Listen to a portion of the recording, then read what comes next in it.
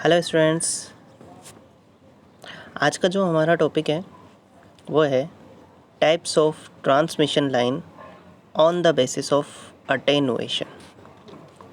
इससे पहले वाली क्लासेस में हमने ये पढ़ा था कि ट्रांसमिशन लाइन होती क्या है और उसके टाइप क्या क्या हैं। जो पहले हमने टाइप्स पढ़े थे वो on the basis of structure थे भाई।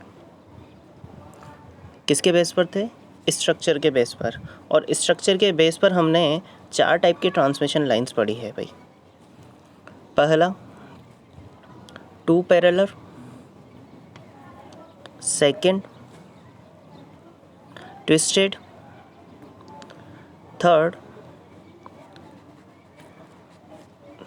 is coaxial, and the fourth is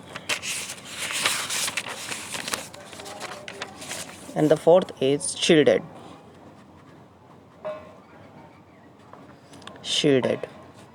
तो ये 4 टाइप की हमने ट्रांसमिशन लाइन पढ़ी हुई है, लेकिन ये चारों जो थी वो on the basis of structure थी। लेकिन इस बार जो हमें पढ़ना है on the basis of attenuation पढ़ना है। तो सबसे पहले तो ये देख लेते हैं कि अटेनुएशन होता क्या है। अटेनुएशन एक टाइप का रेजिस्टिव फोर्स है भाई। क्या है ये? रेजिस्टिव फोर्स है। अब जैसे अगर मैं बात करूं कि हमारे किसी जगह पे फोर्स लग रहा है इस डायरेक्शन से, और इसी फोर्स के अपोजिट एक रेजिस्टिव फोर्स लग रहा है, जैसे ये, तो ये रेजिस्टिव फोर्स करेगा क्या? ये जो एक्चुअल फोर्स है इस फोर्स की वैल्यू में कमी कर देता है, या आप ऐसा बोलो कि इस फोर्स में क्या कर देता है? लॉस कर देता है। तो एक टाइप से जो हमारे पास अटेनुएशन है ना, ये एक टाइप का लॉस है। क्या है ये? एक टाइप का लॉस है ये। ठीक है, तो हम क्या बोल सकते हैं कि जो हमारे पास अटेनुएशन है वो और कोई नहीं, क्या है? एक टाइप का लॉस। तो on the basis of loss there are 3 types of transmission line. 3 type की ट्रांसमिशन लाइन कौन कौन सी है? तो ये देख लीजिए भाई। फर्स्ट इज आइडियल और lossless line, second is line with small losses, third is distortionless line. सबसे पहले बात करते हैं हम आइडियल और लॉसलेस लाइन की। तो आइडियल और लॉसलेस लाइन क्या होती है? इसका मतलब क्या हुआ? आइडियल का मतलब तो डायरेक्ट हम यही बोल सकते हैं कि उसमें किसी भी टाइप का लॉस नहीं हो रहा है। आइडियल का मतलब क्या होता है कि किसी भी टाइप का लॉस नहीं होना, तो वो क्या कहलाएगा? आइडियल। तो यहाँ पर हम यही बोलना चाहते हैं कि a transmission line is said to be lossless if conductor of line are perfect and the dielectric medium separating the 2 conductors। तो अगर यहाँ पर हम 2 कंडक्टर्स लें और इन दोनों के बीच में डाइलेक्ट्रिक मीडियम भर दें, तो ये क्या करेगा? एक दूसरे को इफ़ेक्ट नहीं करेगा, यानी कि इसकी वजह से इस पर कोई लॉस नहीं होगा और ना ही इसकी वजह से इस पर कोई लॉस होगा। दैट मीन्स यहाँ पर कोई लॉस नहीं होगा। इसीलिए हम क्या कहते हैं कि अगर 2 कंडक्टर है तो उनके बीच में अगर डाइलेक्ट्रिक मीडियम भर दिया जाए तो ये एक दूसरे का जो लॉस करते हैं वो लॉस नहीं कर पाएंगे। दैट मीन्स ये आइडियल कंडीशन हो जाएगी, लॉसलेस लाइन कहलाएगी। क्या कहलाएगी ये? लॉसलेस लाइन या फिर आइडियल कंडीशन होगी ये। ठीक है ना, इसमें किसी भी टाइप का लॉस नहीं होगा। इसी को क्या बोल देंगे हम? आइडियल और लॉसलेस ट्रांसमिशन लाइन बोल देते हैं। अब इसके लिए होता क्या है कि हमारे पास लॉसलेस लाइन के लिए R और G की वैल्यू जो होगी वो 0 होगी। R और G क्या है? तो R है रेजिस्टेंस। क्या है R? रेजिस्टेंस। और G क्या है? कंडक्टेंस। G क्या है? कंडक्टेंस। इससे पहले हमने ट्रांसमिशन लाइन इक्वेशन में 4 टाइप की चीज़ें पढ़ी थी या 4 पैरामीटर्स देखे थे। First is resistance. फर्स्ट क्या है? Resistance. First is resistance, second is inductance, third is conductance and fourth is हमारे पास था फोर्थ कैपेसिटेंस।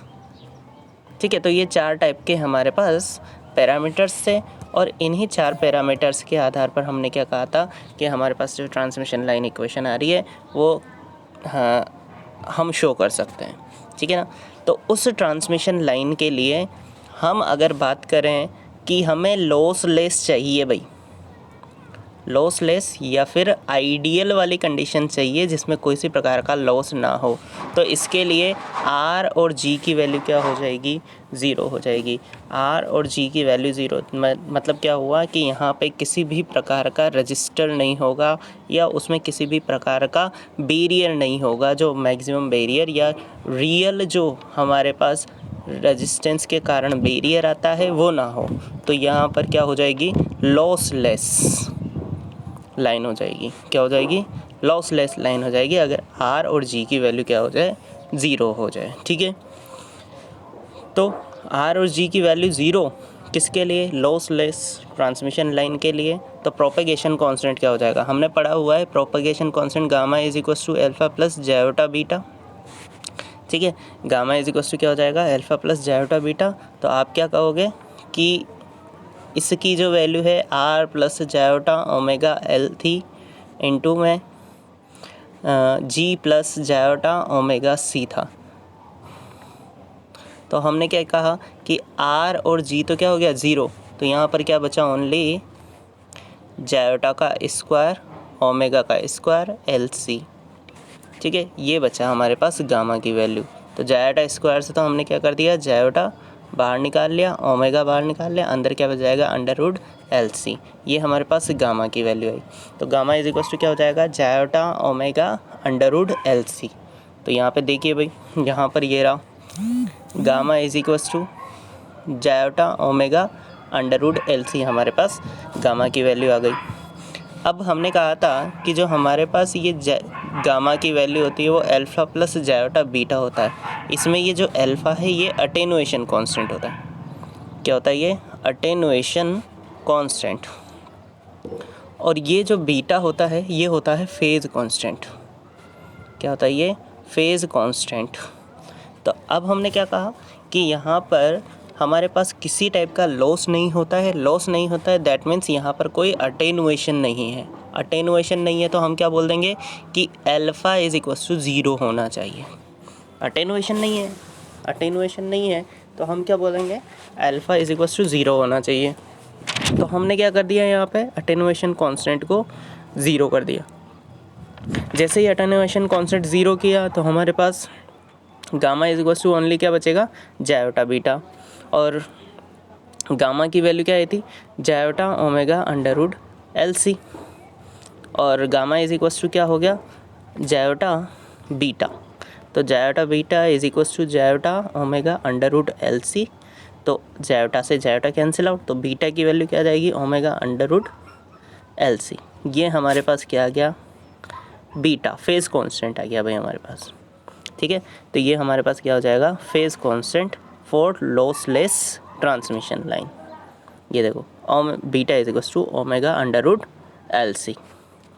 नेक्स्ट देखो कैरेक्टरिस्टिक इम्पीडेंस क्या होता है। तो हमें पता है जो कैरेक्टरिस्टिक इम्पीडेंस हमने निकाला था वो Z0 is equals to under root R plus iota omega L upon G plus iota omega C।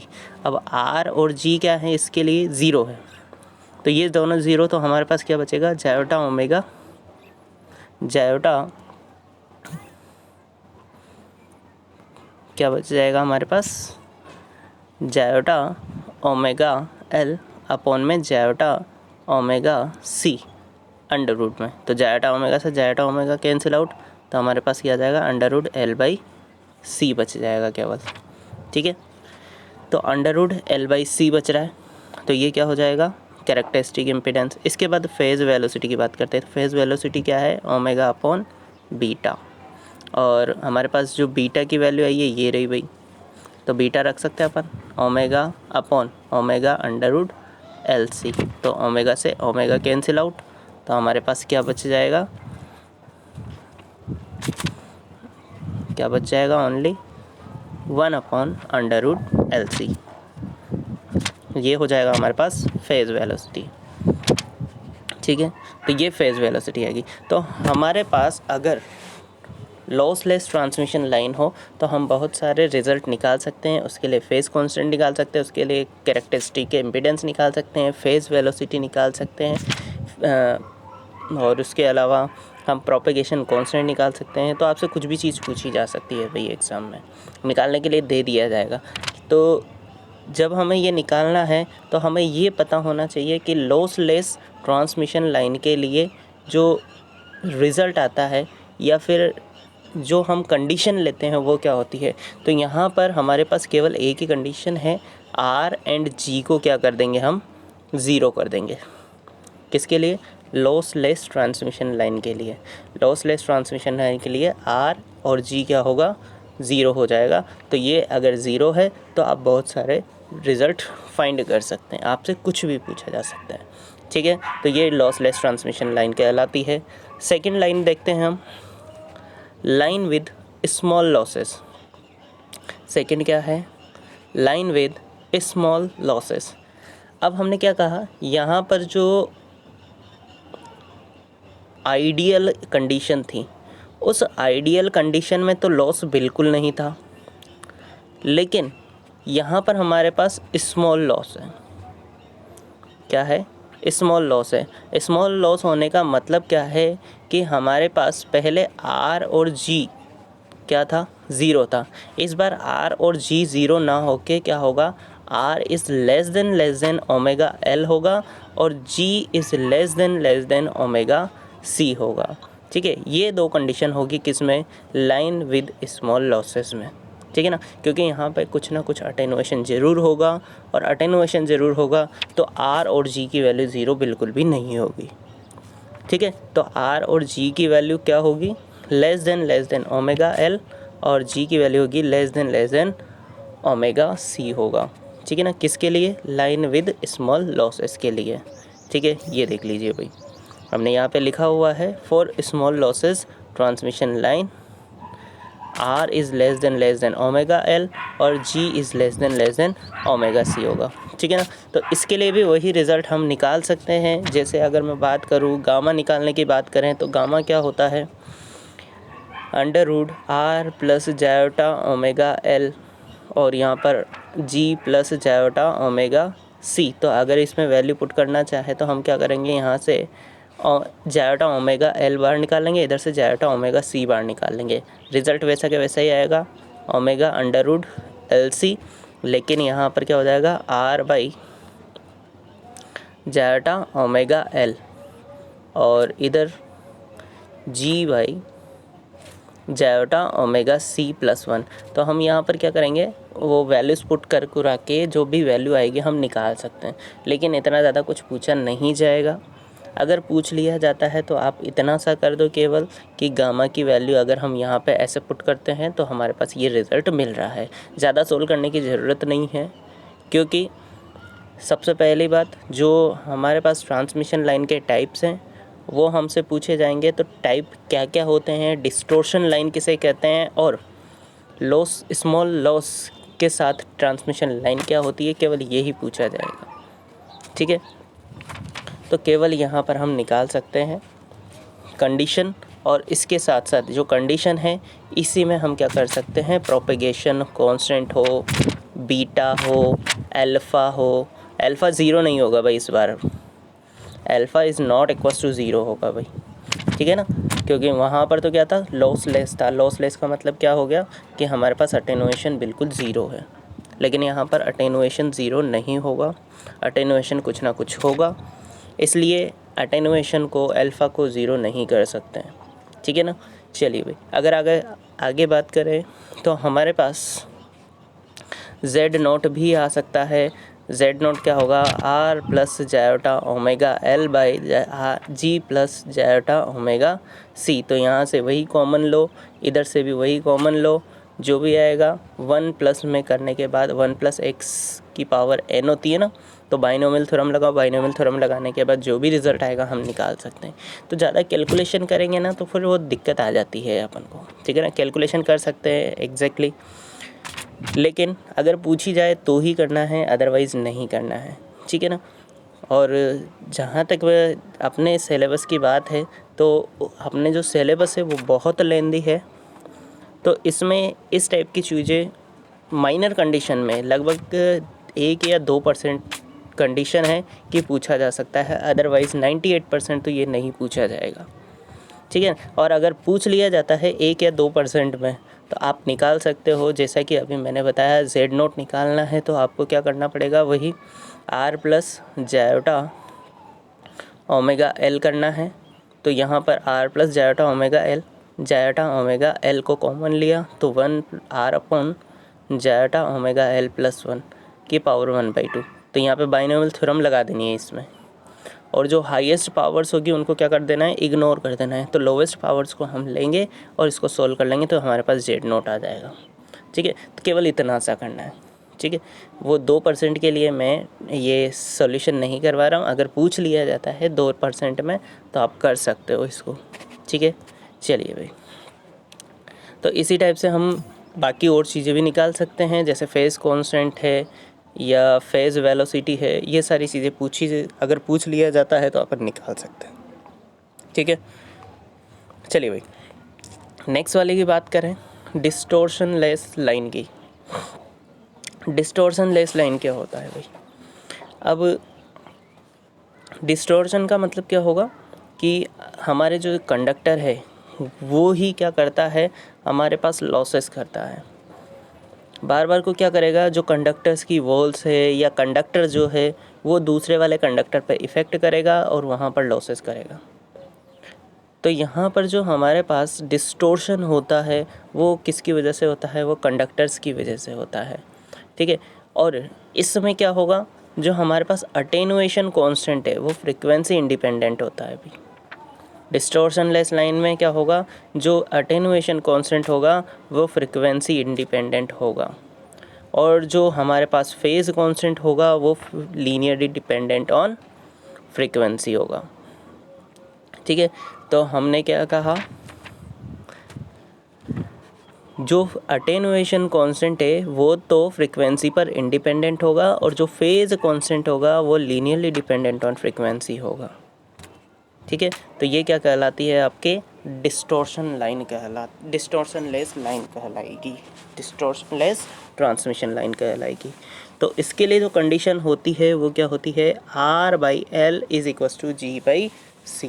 तो यहाँ पर हम जो कंडीशन ले रहे हैं वो कौन सी होगी, R/L = G/C। तो अगर ये वाली कंडीशन है तो यहाँ पर क्या होगी, हमारे transmission line distortion less transmission line कहलाएगी भाई, ठीक है। तो डिस्टॉर्शन लेस ट्रांसमिशन लाइन में क्या होगा, अगर इसकी डेफिनेशन लिखना चाहें तो हम यही बोलेंगे कि इसमें जो अटेनुएशन कांस्टेंट है वो फ्रीक्वेंसी इंडिपेंडेंट होता है, और जो फेज़ कांस्टेंट होगा वो लीनियरली डिपेंडेंट ऑन फ्रीक्वेंसी होगा। तो यहाँ पर अगर अटेनुएशन कांस्टेंट फ्रीक्वेंसी इंडिपेंडेंट है, फ्रीक्वेंसी पे डिपेंडेंट नहीं करता है, तो डिस्टॉर्शन लेस लाइन कहलाती है, ठीक है ना। तो हमारे पास ये 3 टाइप की ट्रांसमिशन लाइन हो जाती है on the basis of attenuation, ठीक है। तो एक बार इसको दोबारा रिवाइज कर लेते हैं, देख लेते हैं क्या क्या होता है इसमें, ठीक है। Types of transmission line on the basis of attenuation. Attenuation क्या है, एक टाइप से लॉस को बताता है, ठीक है ना। और on the basis of attenuation there are 3 types of transmission line, और 3 टाइप कौन कौन से हैं, तो आइडियल और लॉसलेस लाइन, सेकेंड है line with small losses, third is distortion less line कहलाती है, ठीक है। आइडियल एंड लॉसलेस लाइन क्या कहलाती है, the transmission line said to be lossless if the conductor of the line are perfect and dielectric media separating the 2 conductors. तो अगर dielectric media 2 conductors को सेपरेट करता है तो हम क्या कहेंगे, यहाँ पर किसी भी टाइप का लॉस नहीं होगा, ठीक है। फॉर लॉसलेस लाइन R और G की वैल्यू क्या हो जाती है, 0 हो जाती है। दैट मीन्स यहाँ पर किसी भी टाइप का रेजिस्टेंस नहीं लगता है, ठीक है। तो लॉसलेस लाइन के लिए आर और जी की वैल्यू क्या हो जाएगी, 0 हो जाएगी। ठीक है, प्रोपेगेशन कांस्टेंट क्या हो जाएगा, अगर आर और जी 0 है तो इसके कारण जो हमारे पास प्रोपेगेशन कांस्टेंट आएगा वो क्या आएगा, iota omega under root L C. ठीक है, नेक्स्ट बात करते हैं अटेनुएशन कांस्टेंट क्या हो जाएगा इसके लिए, अटेनुएशन कांस्टेंट 0। क्यों, क्योंकि यहाँ पर लॉसलेस है। लॉसलेस का मतलब क्या है, किसी भी प्रकार का अटेनुएशन नहीं लग रहा है, तो अल्फा इज इक्वल्स टू क्या हो जाएगा, 0। फेज कांस्टेंट क्या हो जाएगा, beta is equals to omega under root L C, क्योंकि यहाँ पर अटेनुएशन कांस्टेंट 0 है तो ये हो जाएगा जायोटा बीटा, और जायोटा से जायोटा कैंसिल आउट, तो हमारे पास beta is equals to under root omega under root L C हो जाएगा। कैरेक्टरिस्टिक इम्पीडेंस की बात करें, Z naught is equals to under root L by C हो जाएगा। फेज वेलोसिटी क्या हो जाएगी, V P is equals to omega upon beta, ये पढ़ा हुआ है अपन ने, ओमेगा अपॉन बीटा, तो वी पी जो फेज वेलोसिटी है वो क्या हो जाएगी, 1 upon under root L C. Next is line with small losses. Small losses का मतलब क्या है कि यहाँ पे attenuation constant is not equals to 0, यहाँ पर किसी ना किसी टाइप का अटेनुएशन ज़रूर होगा। यहाँ पर आर और जी 0 नहीं होके क्या होगा, R is less than omega L और G is less than omega C होगा। तो ये क्या कहलाती है आपके स्मॉल लॉस की कंडीशंस कहलाती है। ठीक है, तो फर्स्ट वाले में जो हमने सारी चीज़ें निकाली है, गामा, बीटा, अल्फ़ा या फिर जेड नॉट या फिर वी पी की बात करते हैं, तो ये सारी चीज़ें हम कैलकुलेट कर सकते हैं on the basis of this condition. ठीक है, इस कंडीशन के आधार पर हम सारी की सारी चीज़ें फाइंड कर सकते हैं। तो एक में निकाल लेता हूँ, बाकी सारी चीज़ें हम निकाल सकते हैं। ठीक है, आगे बात करते हैं। तो नेक्स्ट डिस्टोर्शन लेस लाइन क्या कहलाती है, डिस्टोर्शन लेस लाइन क्या कहलाती है, a distortion less line is one in which the attenuation constant alpha is frequency independent while the phase constant beta is linearly dependent on frequency. For distortion line क्या कहलाता है की condition क्या है, R by L is equals to G by C हो जाएगी। ये वाली कंडीशन क्या कहलाती है, आपके डिस्टोर्शन लाइन की, ट्रांसमिशन लाइन की कंडीशन है। अगर ये वाली वैल्यू हम VP, Z नॉट या गामा निकालने के लिए यूज़ करते हैं तो वो रिज़ल्ट किसको बताएगी, डिस्टोर्शन लेस ट्रांसमिशन लाइन के लिए फेज वेलोसिटी, कैरेक्टरिस्टिक इम्पीडेंस या प्रोपेगेशन कांस्टेंट होगा। ठीक है, तो ये 3 टाइप की ट्रांसमिशन लाइन है on the basis of attenuation. ठीक है, वीडियो कैसा लगा आप मेरे को ज़रूर बताएं। अगर कोई प्रॉब्लम हो तो उसको मेरे साथ ज़रूर शेयर करें, मेरे नंबर आप लोगों के पास है ही सही। ठीक है, जो भी प्रॉब्लम होगी आप मेरे को ज़रूर बताना। कोई चीज़ समझ में नहीं आई हो तो आप मेरे से कांटेक्ट कर लेना, आपकी सभी प्रॉब्लम्स का सॉल्यूशन ज़रूर किया जाएगा। ठीक है, तो आज के लिए इतना ही, बाकी का अपन नेक्स्ट क्लास में पढ़ेंगे। So take care.